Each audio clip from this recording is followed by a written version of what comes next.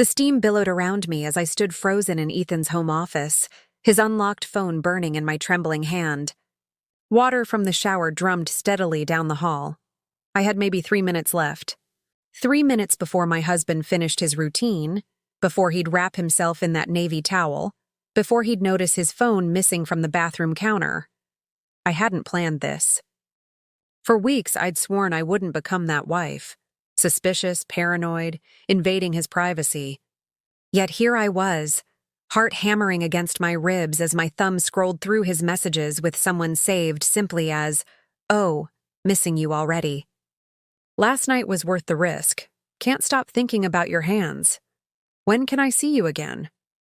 The timestamps showed exchanges from just hours earlier, while I'd been asleep in our bed, blissfully unaware. The message that shattered me came next. A photo, Olivia's face smiling up at the camera, her dark hair splayed across what I recognized as the distinctive blue sheets from the guest room of our own home. "Wish you were still here beside me?" I couldn't breathe. The walls of our peaceful craftsman home, the one we'd renovated together over 3 painstaking years of marriage, suddenly felt like they were collapsing inward. Distantly, I registered the shower shutting off. My body moved on autopilot. I took screenshots, sending them to myself before deleting the evidence from his text history. I returned the phone to the bathroom counter with seconds to spare, slipping into our bedroom and under the covers, my back to his side of the bed. When Ethan entered, humming softly, I kept my breathing steady despite the earthquake fracturing my heart. He settled in behind me, his arm draping over my waist as he pressed a kiss to my shoulder. "You asleep, Maya?" he whispered, his breath warm against my neck. I didn't answer. Couldn't trust my voice. His arm felt like lead across my body. The scent of his soap, the expensive sandalwood I'd given him for his birthday, made me want to vomit. As he drifted to sleep, his breathing deepening into familiar rhythms, I stared wide-eyed at the wall. I'd thought we were happy. I'd believed in us, in him. And now I knew, the late nights at the restaurant, the business trips, the sudden distance between us, it had all been leading here. Tears slid silently onto my pillow as I made a decision. Ethan wouldn't know I'd discovered his betrayal. Not yet. First, I needed to understand exactly what I was dealing with, and then I would destroy him. 6 months earlier. 2 Embers expansion. Jason Reed raised his champagne flute, his businessman's smile gleaming under the restaurant's ambient lighting. "Ethan, you magnificent bastard, you've done it again." Everyone around our table, investors, staff, friends who'd gathered to celebrate, clinked glasses and cheered. I beamed at my husband from across the table, pride swelling in my chest as he stood to speak. "I couldn't have done this without all of you," Ethan said, his voice carrying that quiet confidence I'd fallen in love with. His eyes found mine, especially Maya, who's endured my 3 a.m. menu ideations, talked me off ledges, and somehow still loves me despite it all. The table laughed. I raised my glass toward him, trying to ignore the slight pang at how distant we'd become lately.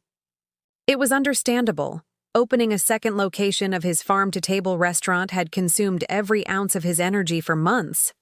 And, Ethan continued, I want to acknowledge our newest team member, who's already revolutionizing our kitchen, Olivia Chen, our new sous chef, whose dessert menu alone is worth the price of admission. A petite woman with striking features and an elegance that made her chef's coat look like haute couture nodded appreciatively. I'd met her briefly during the hiring process. Ethan had been beyond excited to poach her from a Michelin-starred restaurant downtown. Olivia. Ethan grinned. We're lucky to have you. Something in his tone made me glance up. There was an admiration there that seemed professional, surely, yet I found myself studying her response, the slight blush that crept up her neck, the way her eyes held his a beat longer than necessary. Stop it, I scolded myself. This is his moment. Don't ruin it with insecurity. Later that night, as we stumbled home slightly drunk and laughing, I pushed away the nagging feeling. Ethan pressed me against our front door, kissing me with an intensity we hadn't shared in weeks. I couldn't have built any of this without you. he murmured against my neck. You know that, right? I know, I whispered back, melting into him. That night felt like reclaiming something we'd misplaced. As we lay tangled in sheets afterward, I traced the lines of his face in the moonlight streaming through our window. I've missed you, I admitted. I'm right here, he replied, pressing his lips to my palm. Are you? Really? The question slipped out before I could stop it. His brow furrowed. What do you mean? Nothing, I backtracked. Just, the restaurant's taking so much of you lately. Sometimes it feels like you're physically here but mentally there. He pulled me closer. The second location is just demanding right now. Once we're fully staffed and operating smoothly, things will calm down. I promise. I nodded against his chest, wanting desperately to believe him. I love you, Maya, he said, his voice already heavy with approaching sleep. Always have, always will. I love you too, I whispered back, ignoring the hollow echo those words left in my chest. The following weeks proved Ethan wrong. Instead of improving, his hours grew longer. Our text exchanges became perfunctory. Working late. Don't wait up. Need to check on the downtown location this weekend. Rain check on the farmer's market? I tried to be understanding. After all, I'd put my own marketing career on a slower track to support his dream. I'd moved from a director position at a top agency to freelance consulting, giving me the flexibility to help with Ember's marketing and branding. It had been my choice, our choice, made over late-night conversations about building something together. So why did I feel so alone? He's just busy, Zoe insisted over coffee, 3 months into the new restaurant's operation. My best friend since college, she'd always been Ethan's biggest champion besides me. Ryan was exactly the same when he opened his law practice. It's not just the hours, I said, tracing the rim of my mug. I don't know how to explain it. Like there's a wall between us now. Zoe studied me. Have you talked to him about it? I've tried. He says I'm overthinking, that I need to be patient. And physically? She asked delicately. I felt heat rise to my cheeks. Almost non-existent lately. That's not like Ethan, she frowned. You two were always disgustingly affectionate. He's tired, I defended automatically, then caught myself. At least that's what he says. Maya, Zoe leaned forward, her expression serious. Do you think there's someone else? No, I said too quickly, the question activating a fear I'd been suppressing. Ethan wouldn't. Even as I said it, memories surfaced. Ethan pulling away when I checked his phone to take a picture, his sudden password changes, for security, how he always kept his phone face down. The way he mentioned Olivia's name in conversation, then immediately changed the subject. You're right, Zoe backtracked, reading my expression. I shouldn't have suggested it. Ethan adores you. But the seed had been planted, taking root in the fertile soil of my growing doubts. That night, I tried again. Ethan had actually made it home for dinner, and we'd managed a pleasant meal together, discussing everything except us. I thought maybe this weekend we could drive up to the vineyard, I suggested as we washed dishes side by side. Just overnight. You could have Jason cover the restaurant. We haven't had any time together in months. Ethan hesitated, hands stilling in the soapy water. This weekend's tough. We're changing the menu at downtown and Olivia needs me there to finalize everything. Olivia needs you, I repeated, the words tasting bitter. He shot me a look. The restaurant needs me, Maya. This is business. Is it? The question hung between us. Ethan dried his hands, his jaw tightening. What exactly are you asking me right now? I don't know, I admitted, suddenly exhausted. I just miss my husband. His expression softened. He pulled me into an embrace that should have felt comforting, but somehow didn't reach past the surface. It's just a busy season, he said into my hair. I promise things will settle soon. I nodded against his chest, no longer believing him but not ready to voice my suspicions. Not yet. Later that night, his phone chimed with a text. He grabbed it quickly, angling the screen away as he read it. Everything okay? I asked, watching his expression carefully. Just Jason, he replied too smoothly, typing a response. Inventory question. I said nothing, but in that moment, something shifted irreversibly inside me. The trust that had been our foundation began to crumble. The morning after discovering the messages, I called in sick to my client meeting. Ethan had left early for the restaurant, kissing my forehead before departing, acting completely normal, as if he hadn't shattered our marriage just hours before. As soon as he left, I sat at our kitchen island, my hands wrapped around a coffee mug gone cold, trying to think clearly through the fog of betrayal. Confronting him immediately would be satisfying but potentially reckless. I needed more information. I called Zoe. He did what? Her voice pitched higher over the phone. In your guest room? I need your help, I said, my voice steadier than I felt. I need to know how deep this goes. What are you thinking? Private investigator? No, I replied. I need access to his email, his accounts. I need to know if this is a fling or if he's planning to leave you, Zoe finished when I couldn't. The thought made my stomach lurch. Yes, Maya, she said carefully. Are you sure you want to know everything? Sometimes ignorance is exactly what he's counting on, I cut in. I won't be that wife, Zoe, the last one to know. After a pause, she sighed. What do you need from me? Tech help, alibis if needed, and no judgment. You've got it. I'll be there in 30.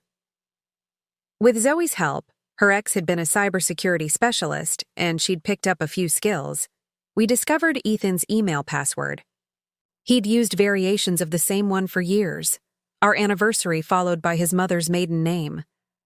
The irony wasn't lost on me. What we found confirmed my worst fears. Buried in his archived folders were months of exchanges with Olivia, professional at first, gradually becoming personal, then intimate. They'd been careful, often communicating through a separate email account he'd created, but not careful enough. Hotel receipts. Dinner reservations for 2 at places we'd never been together. A lease agreement for a small apartment downtown, dated 3 weeks earlier. The bastard got them a place, Zoe whispered, her face pale. I felt oddly calm, as if watching someone else's life implode. 6 months, I said, noting the date of the first personal email. 6 months of lies. We found financial records showing he'd moved significant funds to a separate account, not enough to drain our savings, but enough to establish a new life. He'd consulted a divorce attorney 2 months ago. He's planning his exit, I said flatly. While I've been worrying about our marriage, he's been planning his escape. Maya. Zoe took my hand, her eyes welling with tears I couldn't seem to shed. What are you going to do? I closed the laptop, a strange clarity washing over me. I'm going to beat him at his own game. What does that mean? I stood pacing our kitchen, the custom space we'd designed together during happier times. Ethan thinks he's so clever, setting everything up to leave me blindsided and broken when he finally pulls the trigger. I turned to Zoe, something hardening inside me, but now I have the advantage. He doesn't know that I know. You're scaring me a little, Zoe admitted. I'm scaring myself, I laughed without humor, but I refuse to be the victim in this story. That afternoon, after Zoe left, I drove to the address on the lease. The apartment building was sleek and modern, exactly Olivia's aesthetic based on her Instagram, which I'd thoroughly stalked by then. I sat in my car across the street, watching the entrance, not entirely sure what I was hoping to see. At 3:30, I spotted them. Ethan and Olivia, walking close but not touching, careful even now, entering the building together. He carried takeout bags. She laughed at something he said, looking up at him with an expression so intimate it felt like a physical blow. I ducked down as they passed, though they were too absorbed in each other to notice me. When they disappeared inside, I allowed myself exactly 1 minute of silent, convulsive sobbing before wiping my face and starting the car. I had seen enough. That night, I played my role perfectly. I greeted Ethan with a warm smile when he returned home, listened attentively as he described his challenging day at the restaurant, and didn't flinch when he told me he'd need to go on a 3-day, Trip to meet with potential investors.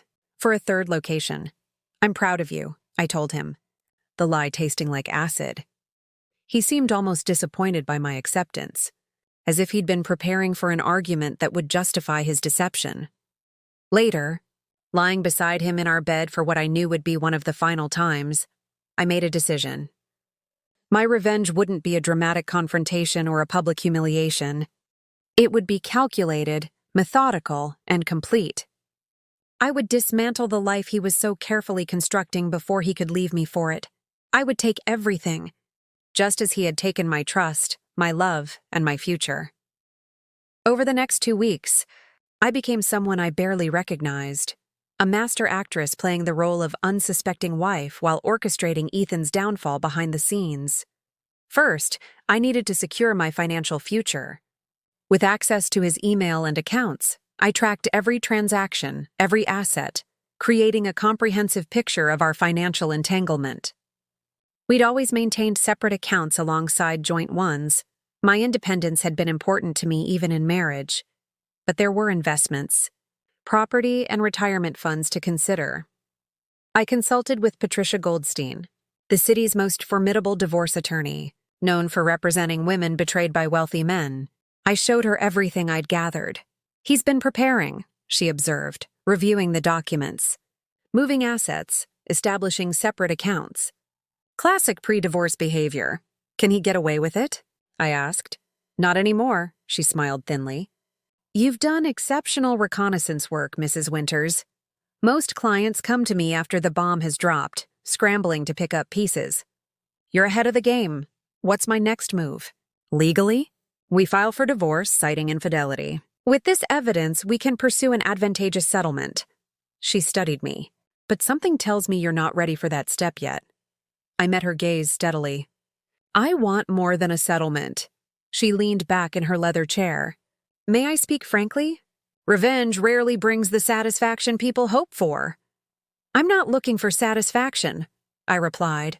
I'm looking for justice. Patricia didn't press further.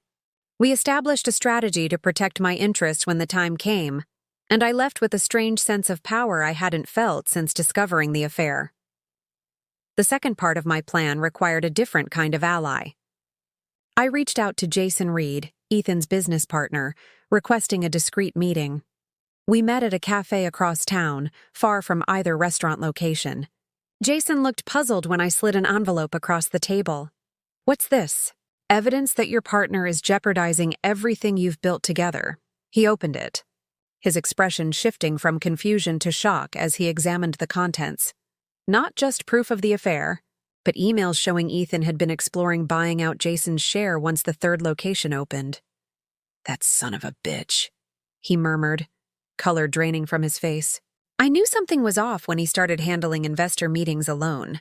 But I'm not the only one he's betraying, I said simply. Jason looked up at me, anger and hurt warring in his expression. Why show me this, Maya? Why not just confront him? Because I want to be smart, not emotional. And because I thought you deserved to know before he pushes you out of your own company. He studied me, something like respect dawning in his eyes. What exactly do you want from me? Information for now. And potentially your cooperation when the time comes. Jason didn't hesitate. You've got it. Through Jason, I learned that the investor meeting Ethan had scheduled, his 3-day business trip, was actually a weekend getaway with Olivia disguised as work. More importantly, I discovered that several key investors had concerns about the rapid expansion plan Ethan was pushing. They were conditionally committed, but a loss of confidence could change everything. The final piece of my strategy involved Olivia herself. Understanding her became my obsession. Her background, ambitions, vulnerabilities. Through social media and industry connections, I built a profile of a talented, driven woman who'd struggled to break through in a male-dominated industry. Ethan had offered her not just affection, but professional advancement, a powerful combination. What she didn't know was how he discussed her in emails to his divorce attorney. Once things settle, I'll help her start her own place, keep things professional. She's talented, but ultimately a stepping stone. Even his betrayal of me was, it seemed, a stepping stone to his next betrayal. By the end of those 2 weeks, I had everything I needed: financial protection, business leverage, and intimate knowledge of my husband's deceit. The final element was timing, and for that, I needed the perfect moment when all the pieces could align for maximum impact. That opportunity arrived in the form of an invitation. Ember's downtown location would be hosting a private event for investors and media, showcasing new menu items and announcing the third restaurant. Ethan had been planning it for months, positioning it as his crowning achievement. It would instead become the stage for his undoing. The night of the event, I dressed with surgical precision, a sleek black dress that conveyed both elegance and authority, paired with the diamond earrings Ethan had given me on our last anniversary. The irony wasn't lost on me as I fastened them, remembering how he'd whispered that they represented our unbreakable bond. Zoe arrived to pick me up, her eyes widening when she saw me. "You look formidable." "Good," I replied, checking my reflection one last time. "That's the goal." In the car, she cast worried glances my way. "Are you sure about this?" It's not too late to take a different approach. I touched the portfolio in my purse containing everything I would need tonight. "I've never been more certain of anything. I just don't want you to do something you'll regret. The only thing I'd regret is letting him believe he won." When we arrived at the restaurant, the event was already in full swing. The space glowed with ambient lighting, servers weaving through clusters of well-dressed guests, balancing trays of Olivia's signature appetizers. A photographer circulated, capturing what everyone believed was a celebration rather than an ending. Ethan spotted me immediately, his smile faltering for just a second before he crossed the room, performing the role of devoted husband. "You came," he said, kissing my cheek. "I wasn't sure you would. You said you weren't feeling well earlier. And miss your big night?" I smiled warmly. "I wouldn't dream of it." Relief washed over his features. He needed me here, the supportive wife, to complete the image he was selling to investors. Little did he know I was counting on exactly that. "You look stunning," he said, his hand resting on my lower back. "Thank you," I replied, fighting the urge to recoil from his touch. "Where's your star chef? I should congratulate her on the menu." A flash of panic crossed his face. "Olivia's probably in the kitchen. You know how she gets before presentations." "I'll find her later," I said lightly. "Go mingle with your investors. This is your moment." As he moved away, Jason approached, his expression grim. "Everything's arranged as you asked. The investors are all here, including Donovan."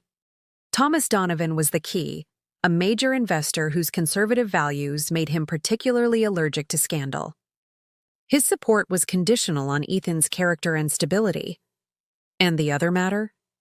I asked quietly. "Handled," Jason confirmed. "The files are accessible on the presentation system. Just use the USB drive when you're ready." I nodded, scanning the room for Olivia.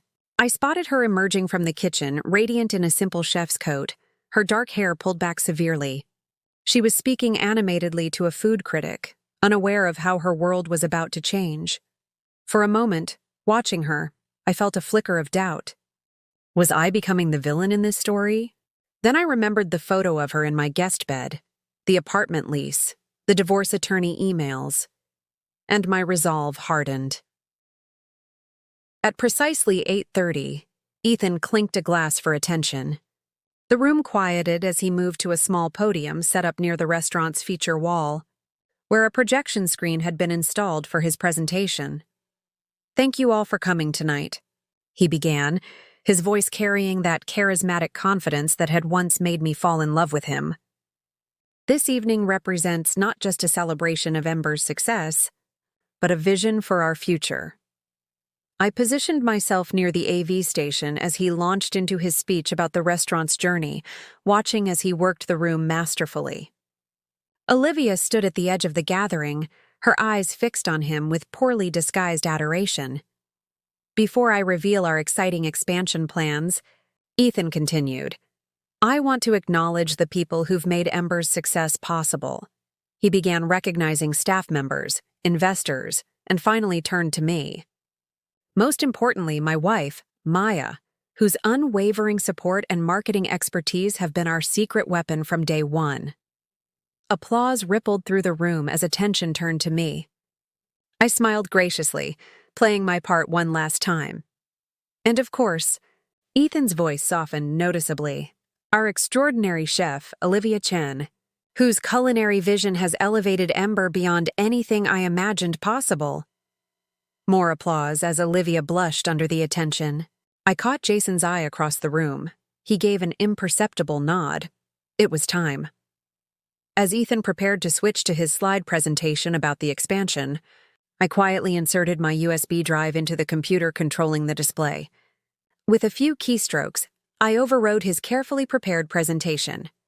Our third location will bring Ember's unique experience to... Ethan stopped mid-sentence as the screen behind him changed. Instead of architectural renderings, it displayed his email inbox. Confusion crossed his face as he turned to look. There seems to be a technical... His words died as he recognized what was being projected. The room fell silent as the screen displayed message after message between Ethan and Olivia, between Ethan and his divorce attorney, between Ethan and the real estate agent for their secret apartment. I stepped forward, my voice steady. I think your investors might be interested in knowing that Ember's funds were used to secure an apartment for you and your sous chef 3 weeks ago. Gasps and murmurs swept through the crowd. Ethan's face drained of color as he looked from the screen to me in horror. "Maya," he started, panic rising in his voice. "This isn't appropriate for public display," I finished for him. "Neither was conducting your affair in our home, in our guest bedroom, while I was asleep down the hall." The room had gone completely still. Olivia stood frozen, her hand covering her mouth, as her own messages appeared on screen. "When are you going to tell her?" "I can't keep living like this. Mr. Donovan?" I turned to the older investor who was watching with a thunderous expression. "You should know that the consulting fees listed in last quarter's expenses were actually payments to a divorce attorney. My husband was planning to leave me just after securing your investment in the third location." "This is outrageous," Donovan growled, looking at Ethan with disgust. "Maya..." "Please?" Ethan had found his voice, desperation evident as he approached me. "We can talk about this privately, like you talked about me privately." I clicked to the next screen, his emails to his attorney. "Maya's been so focused on the restaurants she hasn't noticed anything. She'll be blindsided, which works in our favor financially." The color that had drained from his face returned as a deep flush of shame. Behind him, I could see Olivia reading the words he'd written about her, ultimately a stepping stone, her expression crumpling. Jason stepped forward, addressing the stunned crowd. "As co-owner of Ember Restaurants, I want to assure our investors that I had no knowledge of these financial improprieties. I've prepared documentation showing the full extent of the misappropriated funds, which I'm happy to review with anyone concerned." This had been our arrangement. Jason would position himself as the responsible partner, untainted by scandal, ready to take control. He would keep his business. I would ensure my financial security through the divorce Patricia was already preparing. Ethan looked from Jason to me, the betrayal in his eyes almost laughable given the circumstances. "You planned this," he said quietly, understanding dawning. "How long have you known?" "Long enough to understand exactly who you are," I replied, my voice carrying in the silent room. I turned to address the guests directly. "I apologize for the unconventional presentation tonight. I believe in transparency, especially when it comes to investments and relationships." I nodded toward the exit.